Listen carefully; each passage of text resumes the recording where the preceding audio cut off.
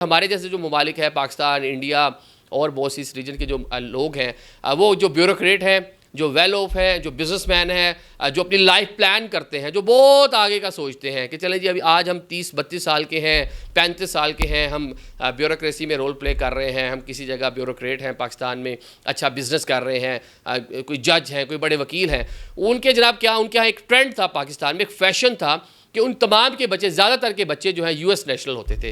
वो B1 B2 visit visa लगवाते थे, क्योंकि अमेरिका में मैंने कहा कि कोई भी वो बेशक विजिट वीज़ा पे गए हैं, एजुकेशन वीज़ा पे गए हैं, अच्छा उसके बाद गैर कानूनी तरीके से एंटर हुए हैं, बच्चा पैदा हो गया, बच्चा यूएस नेशनल, उसका पासपोर्ट उसको यूएस का मिल जाएगा। तो यहाँ एक ट्रेंड था, जितने बड़े बड़े लोग थे, हमारे जर्नलिस्ट बहुत सारे इस तरह के लोग हैं जिन्होंने क्या किया, B1 B2 वीज़ास लगवाए। बेगमात के भी जैसे ही टाइम करीब आता है वो अमेरिका चले जाते हैं, वहाँ जाके इंश्योरेंस के ऊपर फ्री में बच्चा पैदा हो जाता है और बच्चे के पास जनाब ब्लू पासपोर्ट, अमेरिकी जो पासपोर्ट है वो आ जाता है।